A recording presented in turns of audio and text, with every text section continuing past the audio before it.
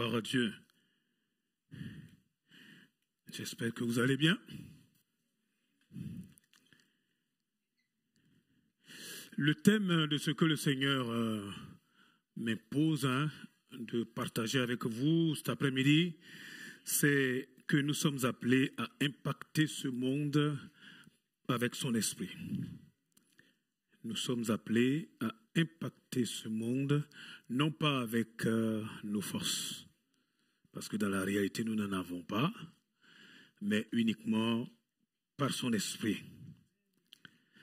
Dans Matthieu 6, à partir du verset 31, Matthieu, l'évangile selon Matthieu, à partir du verset 31, il est dit, ne vous inquiétez donc pas et ne dites pas que mangerons-nous ou que boirons-nous ou avec quoi nous habillerons-nous.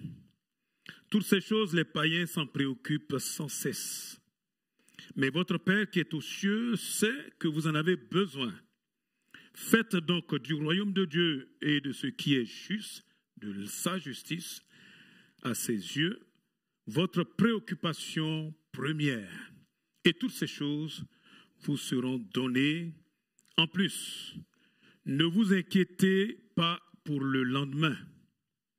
Le lendemain se souciera de lui-même. À chaque jour suffit sa peine. Je ne vous apprends rien si je vous dis que nous vivons dans un monde d'insécurité. Un monde où on est souvent dans le manque, où les choses ne peuvent pas véritablement nous satisfaire tout le temps. Parfois, quand on pense qu'on y est, en ce moment-là, comme dit l'Ecclésiaste, tout est futilité, autant poursuivre le vent. Vanité des vanités, tout n'est que vanité. Et cela en dépit de toutes les innovations technologiques, scientifiques qui nous entourent, on sent bien que ce monde-là n'est pas vraiment pour nous. Il y a quelque chose ici, là, qui plane et qui n'est pas bon pour l'être humain.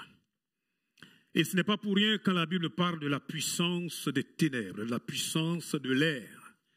Et parfois, je réfléchis, je me dis, nous voyons une belle planète bleue qui brille. Ça, c'est ce que nos yeux voient. Mais je suis sûr que dans le spirituel, ça doit être horrible. Ça doit être affreux de voir tous ces démons-là déchaînés, vraiment, et qui n'ont qu'un seul but, de faire de nos vies des misères. C'est ça la réalité. La beauté, elle est relative, vous savez.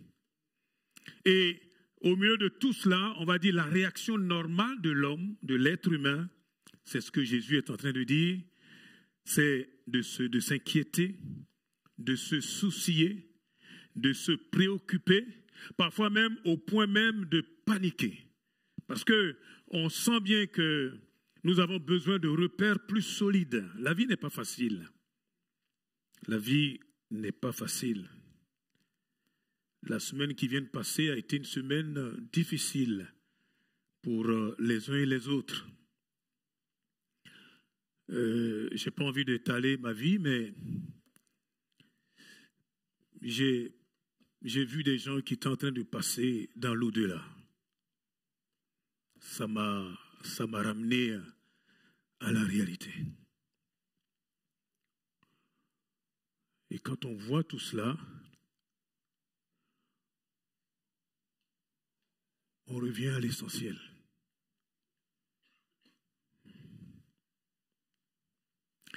L'enseignement de Jésus est un enseignement qui est révolutionnaire. Comment ne pas s'inquiéter? Comment ne pas être troublé?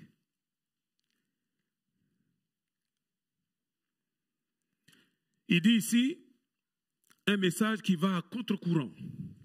Vous vous rendez compte? Ne vous inquiétez donc pas. Faites donc du royaume de Dieu et de ce qui est juste à ses yeux votre préoccupation première. Mais comment on peut faire ça? Dans un monde de tous les combats, ça ne va pas à l'extérieur, ça ne va pas à l'intérieur non plus. Ça ne va pas même dans la famille proche, parfois c'est compliqué. La société est une société qui est vraiment en difficulté, je pense. Et lui, il dit ici de rester plutôt connecté à Dieu et à son royaume pour pouvoir surmonter les tempêtes de la vie. Et quand on parle de tempêtes de la vie, ça se passe au niveau de nos finances, ça se passe dans tellement de domaines, au niveau de la santé, au niveau des relations, dans tous les domaines. Il y a de la tempête. Même ceux qui pensent avoir quelque chose sur quoi ils peuvent s'appuyer, c'est seulement pour l'instant présent. La seconde qui suit, on ne sait pas. C'est ça qui est vraiment ce que nous voyons. Et le Seigneur donne ici quelque chose qui est quand même extraordinaire. Il nous dit de mettre, en gros, Jésus à la priorité. Tout ce qui concerne le royaume de Dieu en priorité dans nos vies. Dans nos vies. Même quand on lit très bien, il n'est pas en train de dire il faut mettre simplement Dieu en priorité. Il est en train de dire de faire de lui notre vie. Ça veut dire que c'est plus que de la priorité, c'est vraiment lui, il est notre vie. Comme dit Paul, moi j'ai été crucifié avec Christ et si je vis, ce n'est plus moi qui vis, c'est Christ qui vit en moi. Ça veut dire que Christ devient ma vie en fait. Vous parlez de priorité, c'est lui qui devient ma vie. Et ça, là, quelqu'un dira, vas-y, cause, parce que c'est encore que de la théorie, tout ce que tu es en train de raconter. Le Seigneur nous appelle, il nous invite ici à changer de perspective de vie, à regarder la vie autrement. Autrement. Si nous voulons qu'en cette année 2025, les choses changent, il va falloir, selon ce que nous venons de lire là, changer de perspective de vie. Sinon, nous allons nous décourager. Eh oui, aussi chrétiens que nous soyons, nous risquons de nous décourager. Or, ce que Dieu veut, c'est que nous puissions avoir de l'impact sur ce monde. Comment avoir de l'impact si nous sommes toujours en train de regarder dans nos souliers, de traîner des casseroles? Si ça ne va pas, si nous-mêmes on n'est pas debout, comment on peut le faire? Le Seigneur dit, ne vous inquiétez de rien. Ne vous inquiétez pas. C'est un choix quand on dit, Seigneur, je ne veux pas m'inquiéter. C'est un choix. Ça ne t'empêchera pas, comme je le disais, d'entendre les casseroles, de voir les galères. Parce que nous ne sommes pas aveugles. Il y en a qui pensent que, parce qu'on est devenu chrétien, en fait, on ne voit pas ce qui se passe autour de nous. Au contraire, on est même plus sensible à ce qui se passe autour de nous. Mais si nous voulons avoir de l'impact, nous devons changer notre façon de voir la vie. Et voir la vie autrement. Paul dit dans 2 Corinthiens au chapitre 4, 2 Corinthiens chapitre 4, c'est un passage qui est terrible. Chaque fois que je lis ce passage-là, je réfléchis beaucoup. Allez, prenons les versets 17 et 18 vers la fin. En effet, nos détresses présentes sont passagères et légères par rapport au poids insurmontable, insurpassable, de gloire éternelle qu'elle nous prépare. Et nous ne portons pas notre attention sur les choses visibles, mais sur les réalités encore invisibles. J'aime bien cette façon de traduire ce passage-là. Nous ne portons pas notre attention sur les choses visibles, mais sur les réalités encore invisibles. C'est quand même extraordinaire. Il dit, ce que je vois là, ce ne sont que des choses. Ce n'est pas la réalité. C'est ça qu'il est en train de dire. Ce que tu vis, ce que je vis, ce que toi tu vis, ce que nous vivons individuellement et au niveau de la communauté, excusez-moi, ce ne sont que des choses passagères. La réalité, ce qui est réel, ce qui est vrai, la vérité, c'est des choses que nous ne voyons pas encore. Mon Dieu, c'est fort, hein? Les réalités sont encore invisibles. Quand tu dis c'est ça qui est la réalité, tu te trompes parce que ce n'est pas la réalité. La preuve, tout ça va disparaître. Ce n'est que du vent. Les réalités visibles ne durent qu'un temps, temporaire. Mais les invisibles demeureront éternellement. La première chose que je retiens pour moi, pour toi, pour l'Église, pour chacun d'entre nous, pour nos familles, c'est ceci. Ce qui accroche mon attention, ce qui fixe mon attention, ce qui accapare mon attention, va déterminer la qualité de ma vie. Il dit ici clairement, hein, et ne portons pas notre attention sur les choses visibles. Si tu es là tout le temps, là, omnibulé par ce que tu vois, tu vas passer à côté des réalités. L'objet de mon attention détermine la qualité réelle de mon existence. Et il nous appelle à nous focaliser sur une perspective éternelle avec lui. Parce que c'est comme ça que nous pourrions puiser nos forces. Les forces sont nécessaires pour surmonter avec foi les tempêtes, les difficultés, les galères qui vont se présenter sur notre chemin. Cette année sera une année difficile. J'ai comme l'impression que sur le calendrier de Dieu, 2025 risque d'être une année charnière. Ça, c'est mon ressentiment. Je peux me tromper. En tout cas, ça sera toujours quelque chose de particulier pour ma propre vie. Il nous appelle à nous focaliser sur une perspective éternelle. C'est là que nous pourrions puiser des forces pour surmonter toutes les détresses avec foi. Amen. Il n'est pas en train de dire que ce que tu traverses n'est rien. Il est en train de te dire tout simplement que pour que tu puisses avancer et que tu puisses demeurer dans le Seigneur, c'est ça qui est le plus important. Il va falloir que tu apprennes, que j'apprenne à regarder les réalités qui ne sont pas encore visibles. Et Jésus dit, il faut que nous soyons chaque fois connectés à son royaume et à la justice de ce royaume. Sinon, on va être perturbé. Imaginez, nous sommes tous assis là, mais il y a quelques-uns qui sont là dans des inquiétudes. Ils sont en train de se demander, mais et après? Et après? Et mes finances? Et ma santé? Et le travail? Et puis finalement, qu'est-ce que je vais manger? C'est ce que nous avons lu. Hein? Que mangerons-nous? Que boirons-nous? Dieu merci, on est dans un pays où encore on peut manger et boire, mais ce n'est pas toujours évident. Hein? On rencontre au dehors des personnes qui, dans ce froid intense, n'ont pas à manger, n'ont pas à boire et qui se demandent chaque soir où est-ce qu'ils vont dormir. Rien n'est évident.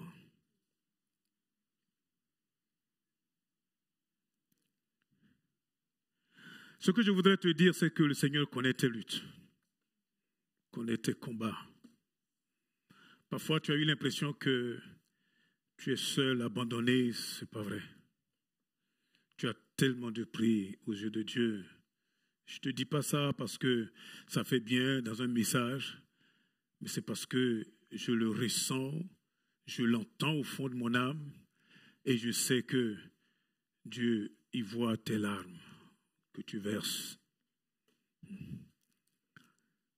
Il y en a qui, parce qu'ils sont devenus chrétiens, il est interdit de pleurer, il est interdit de montrer ses émotions. Vous savez, nous sommes des êtres humains. Hein? Quand ça ne va pas, ça ne va pas. On ne fait pas semblant de faire comme si ça allait alors que ça ne va pas.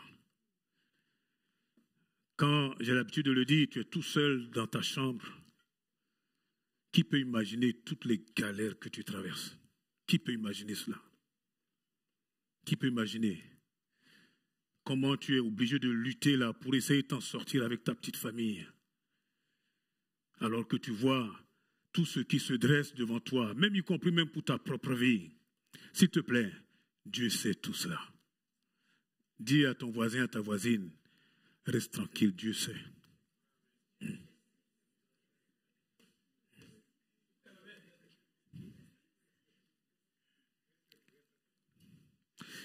Ce que le Seigneur me montre, c'est que ce que tu traverses n'est pas la fin de ton histoire. Mais le Seigneur veut tourner et écrire une nouvelle page, pas tout seul, avec toi. Le Seigneur ne le fera pas sans toi. Ce n'est pas la fin de mon histoire. Ce n'est pas fini. Il est seulement en train de tourner la page. pour écrire quelque chose d'autre, pour rebâtir quelque chose d'autre. Et d'ailleurs, quand le Seigneur vient pour rebâtir, on va le voir, hein, moi, je m'attendrais à ce qu'il remette les choses dans les mêmes fondations, en fait, qu'il redresse les murs comme je les connaissais avant. Vous savez quoi? Quand Jésus vient, quand le Seigneur vient dans ma vie, il démolit tout. Moi, j'étais peut-être dans une petite bicoque, là, excusez-moi le terme, mais lui, il vient là, il rase tout, il veut se construire, devinez, un palais. Pourquoi? Mais parce que lui-même veut régner dans ce palais. Et donc, sa façon de procéder, mais nous dérange. Il ne dit pas non, bon, on va mettre une petite estrade là. Il dit non, on casse tout, on rase tout. Si quelqu'un est en crise, allez, tout devient nouveau. Allez, au seul palais. Il enlève tout. Et quand il fait ça, ça fait mal. Mais parce que nous ne voyons pas loin. C'est pour cela qu'il faut apprendre à regarder les choses que nous ne voyons pas encore. Et ça, là, c'est ce qu'on appelle la foi. La foi.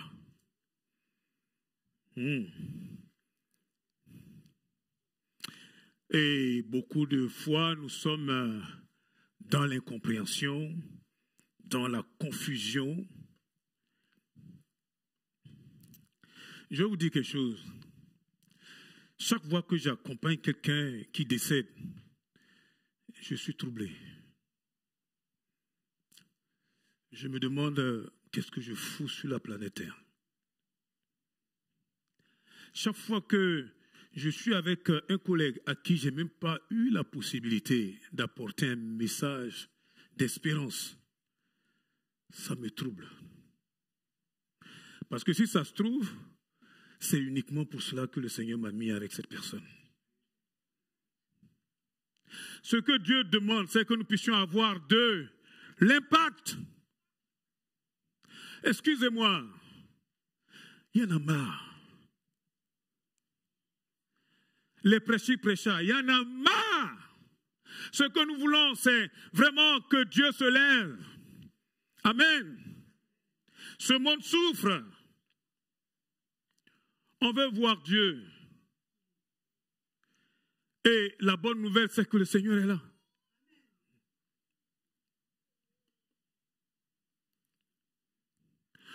Paul dit dans Colossiens 3, les versets 1 et 2, je lis rapidement, pour qu'on puisse avoir un peu de temps de prier.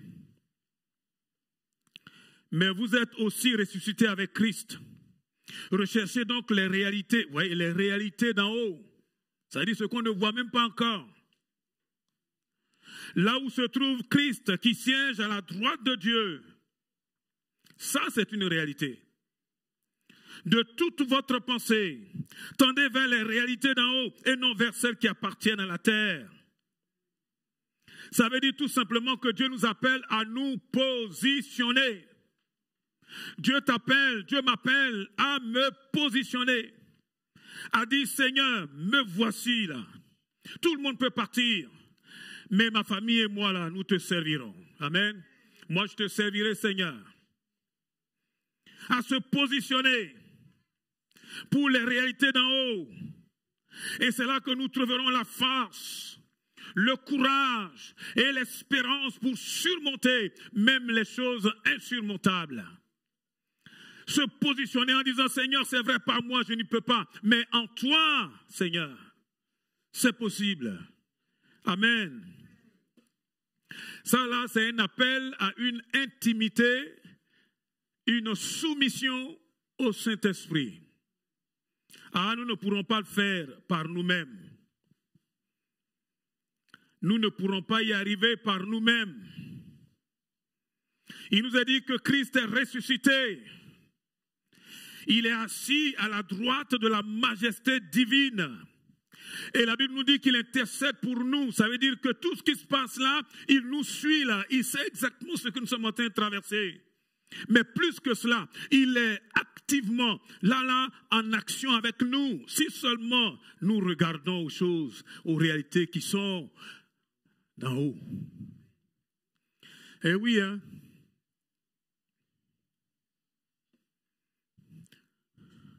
Tu es en train de dire, mais moi, mes études, moi, au niveau du travail, moi, au niveau de ma famille.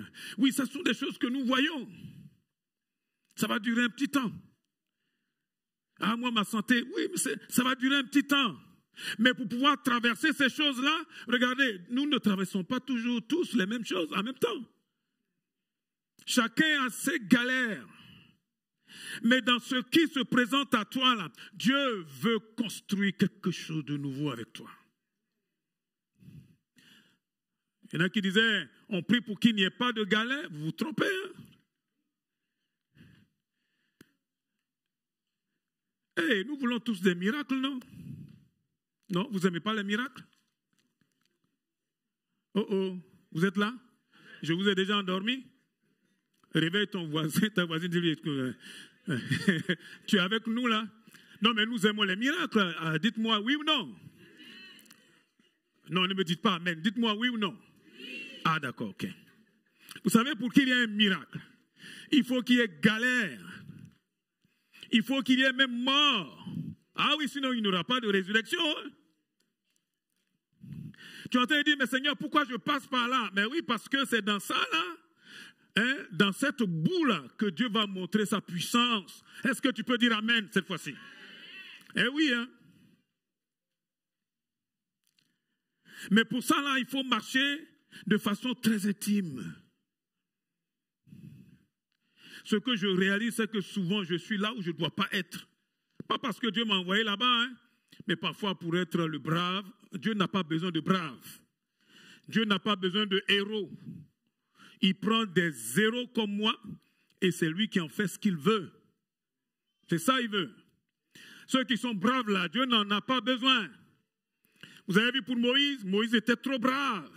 Il a commencé à régler les choses par lui-même. Vous savez ce que Dieu a fait pendant 40 ans? Il lui a fait bouffer la poussière là, dans le désert. Pour le travailler, le changer, le transformer. Enlever tout ce qu'il pensait avoir là, comme connaissance, pour lui dire maintenant là, tu vas repartir à zéro. Dans 2 Corinthiens au chapitre 4, je reviens à partir du verset 7 à 9. Il dit, mais ce trésor, nous le portons dans des vases faits d'argile, pour que ce soit la puissance extraordinaire de Dieu qui se manifeste et non pas notre capacité. Ainsi, nous sommes accablés par toutes sortes de détresse et cependant jamais écrasés. Nous sommes désemparés, mais non désespérés, persécutés, mais non abandonnés, terrassés, mais non pas anéantis. Vous voyez, il y a le trésor de cet évangile-là qui est en nous. Et il nous compare à des vases de terre. Il nous compare à de l'argile. Il nous compare à quelque chose qui n'a pas de force. Et oui. Il dit, il fait ça pour que la puissance extraordinaire qui va se déployer ne soit jamais à la gloire d'un homme, mais uniquement à la gloire de Dieu. Amen. Il y a une puissance en nous, mais pour que cette puissance-là puisse être déclenchée, il va falloir que ce soit pour et uniquement pour la gloire de Dieu. Rien que pour la gloire de Dieu. Or, vous savez, l'humain a toujours tendance à attirer le projecteur sur soi. C'est ça le problème. Hein? Ah, est-ce que vous m'avez vu? Est-ce que vous m'avez vu? Non, non, non. Et il n'est pas en train de parler de cela. Il dit d'abord, il faut reconnaître que nous sommes des vases. Nous sommes justement des vases faits d'argile. Nous sommes de terre. Et c'est vrai, hein? On repart à la terre après. Ce que Dieu veut, c'est que nous puissions impacter ce monde. Mais ça sera toujours notre choix. Et si nous ne changeons pas d'attitude qui nous a amenés dans le trou en 2024, 2025, ça sera pareil. Qui veut rentrer dans les victoires que le Seigneur a déjà préparées pour lui ou pour elle cette année? On lève la main. Waouh, gloire à Dieu. On veut laisser les galères d'hier là. On veut vivre quelque chose qui vaut la peine. S'il vous plaît, arrêtons de prier en disant Seigneur, fais ceci, fais cela. Vous savez quoi? Il a déjà tout fait. Il a déjà tout fait. Notre erreur, c'est que, en fait, nous avons changé les rôles. Nous sommes devenus le Seigneur et le Seigneur est devenu pour nous comme notre serviteur. Ce n'est pas vrai. Tant qu'il sera le Seigneur, les choses iront bien. Mais si nous nous comportons comme si c'est nous qui devons lui dire, viens ici, arrête-toi là, mets-toi dans le coin là, il ne fera rien. Il dit, tout est déjà payé, tout est déjà accompli, bien-aimé. Mais est-ce que toi et moi, nous allons prendre notre place? Regardez, autour de nous là, il y a tellement de misère. On peut rester dans la fatalité en disant, de toute façon, depuis que le monde est monde, honnêtement. Mais en 2025, Dieu cherche simplement un homme, une femme. Pas forcément un adulte. Si c'est un adulte, pourquoi pas? Ça peut être même un gamin. Oui. Mais quelqu'un qui dit, au-delà de lever ma main, Seigneur, cette année-là, je veux faire la différence dans ma génération.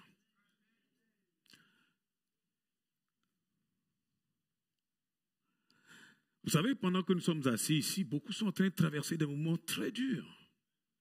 Très, très durs. Connaissons des sœurs qui ne savent même pas si en rentrant là, elles vont trouver leur mari qui est en train de chercher à divorcer. Elles ne savent même pas dans quelle situation elle va se retrouver avec ses enfants. Je ne sais pas.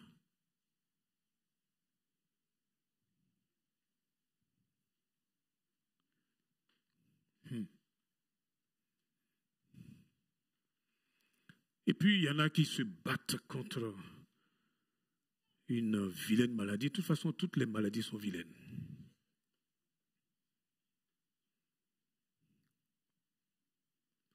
Et peut-être même qu'on a prié, il ne se passe rien. C'est terrible. Et peut-être même que tu es en train de te décourager. Ne te décourage pas. Le lion de la tribu de Juda est ici. Amen. En fait, il n'est pas plus loin, il n'est pas si loin de toi.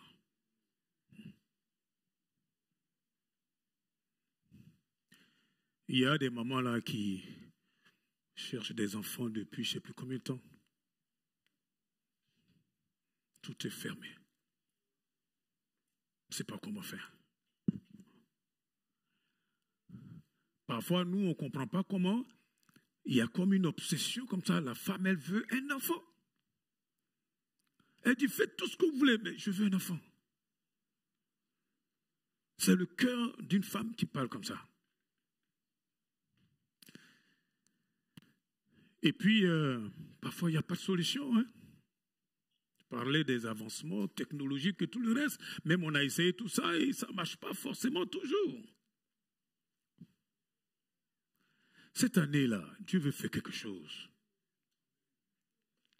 Mais quelque chose qui vient de lui. Amen. Il nous est parlé de la puissance extraordinaire de Dieu. Vous y croyez, vous? Non, mais franchement, vous y croyez? Mais si Dieu est si extraordinairement puissant, pourquoi les choses ne changent pas? Pourquoi? Vous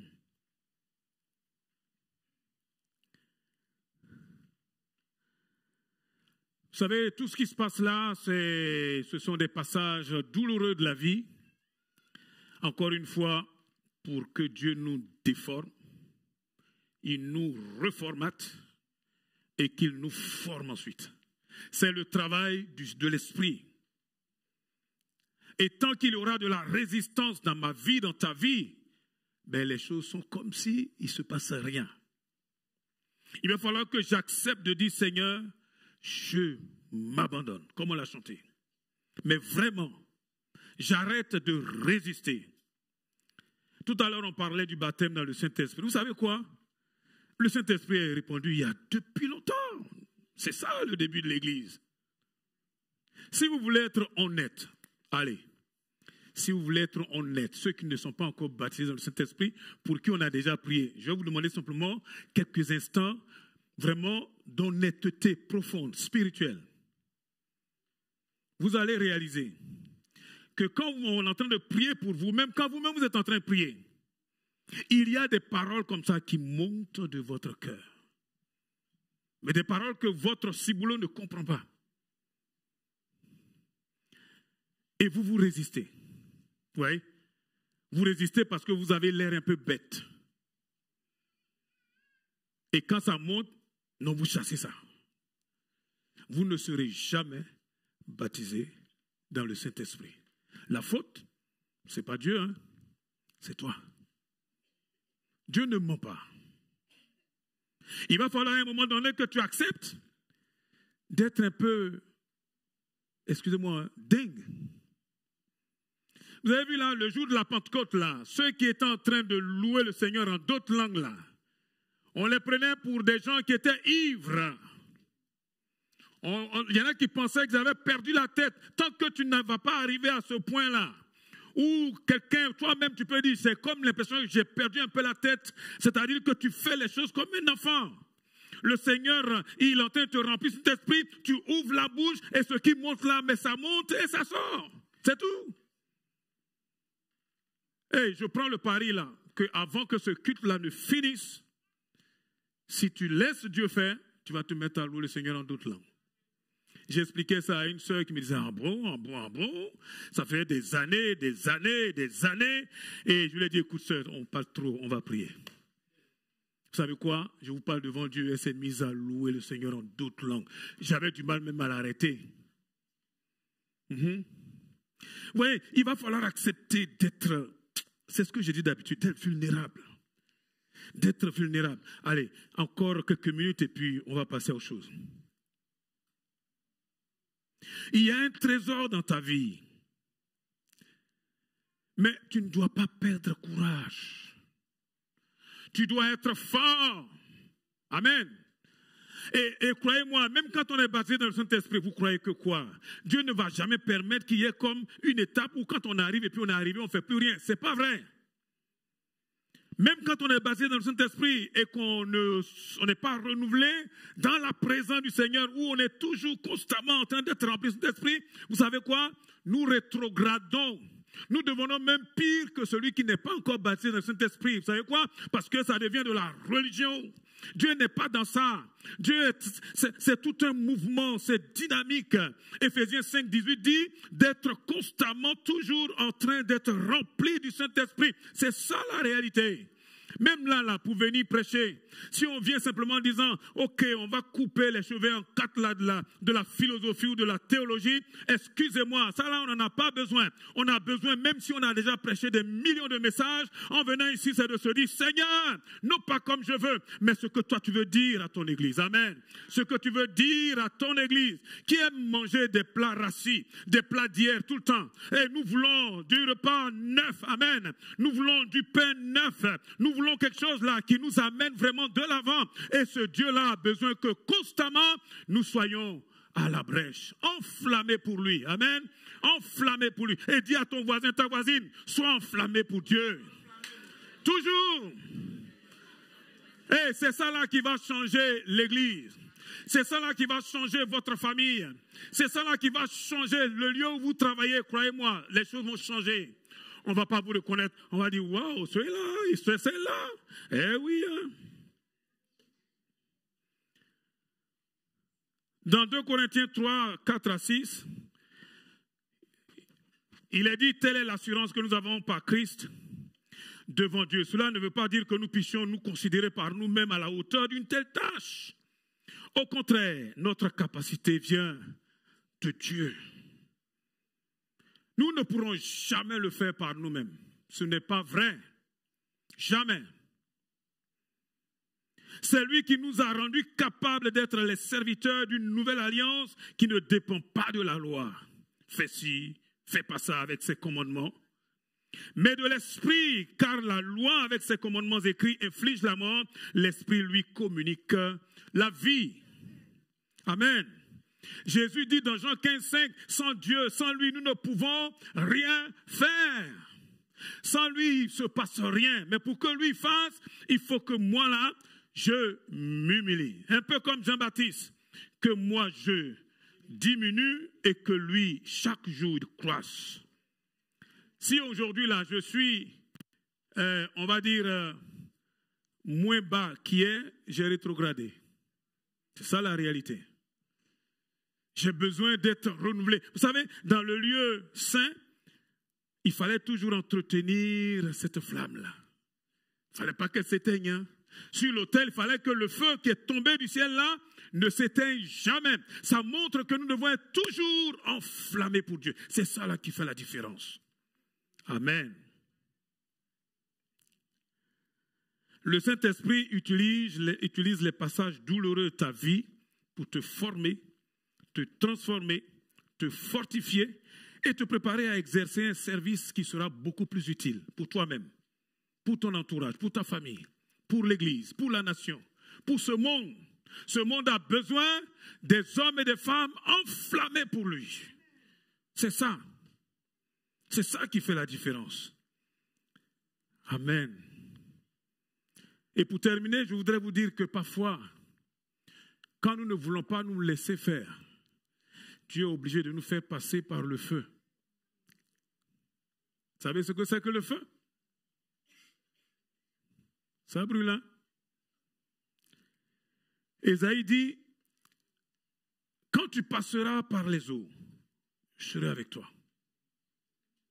Quand tu traverseras les fleuves, ils ne te submergeront pas. Quand tu marcheras dans le feu, il ne te fera pas de mal et par les flammes, tu ne seras pas brûlé. Ésaïe 43, verset 2. Parfois, le Seigneur est obligé de nous faire passer par le feu, comme on met de l'or qui est sale, qui n'est pas pur, pour pouvoir justement le purifier. Ce que Dieu veut, c'est que nous puissions impacter ce monde. S'il vous plaît. De la même manière que les disciples ont pu impacter leur monde, nous avons besoin du Saint-Esprit. Nous n'y arriverons pas par notre effort personnel. Pas possible. Mais avec Dieu, nous pourrons le faire. Avec Dieu, nous verrons de grandes choses. Avec Dieu, nous serons debout, s'il vous plaît. Nous verrons ce Dieu-là fait et nous allons dire, waouh, le Seigneur a fait pour nous de grandes choses. Amen. De grandes choses. Il est question de se positionner. Tu vas avoir de l'impact? Il est question de se positionner. Et t'occupe pas ton voisin, ta voisine, s'il ne veut pas, c'est son problème. Si elle ne veut pas, c'est son problème. Mais toi, prends le temps de te positionner. En disant, cette année-là, un peu comme Jacob, moi je ne te laisserai pas partir tant que tu me bénis, Seigneur. Amen. Mais Jacob, quand il disait ça là, il n'y avait pas encore la bénédiction. Mais nous, là, c'est différent parce que la bénédiction est déjà là. Le Saint-Esprit est déjà répandu. La vie de Dieu est déjà répandue. Vous voyez, le Seigneur est déjà dans nos vies. Ça change complètement toutes choses. Nous n'avons pas le droit de demeurer statiques. Ce n'est plus possible. Cette année, Dieu cherche des jeunes, des célibataires, des mariés, avec ou sans enfants. Dieu prend tout. Dieu cherche des hommes et des femmes déterminés.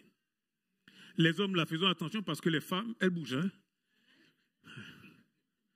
Est-ce qu'il y a des hommes là qui sont déterminés là? Il n'y a pas beaucoup d'amen. Hein? Est-ce qu'il y a des hommes même dans la salle même?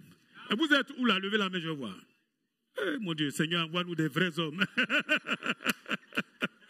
Bon, on a quelques vrais hommes ici, Dieu merci. Alléluia. Oh, gloire à Dieu.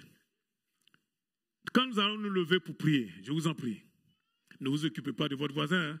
Il faut s'occuper de soi-même. Disant, Seigneur, cette année-là, vraiment, je me livre entre tes mains. Amen.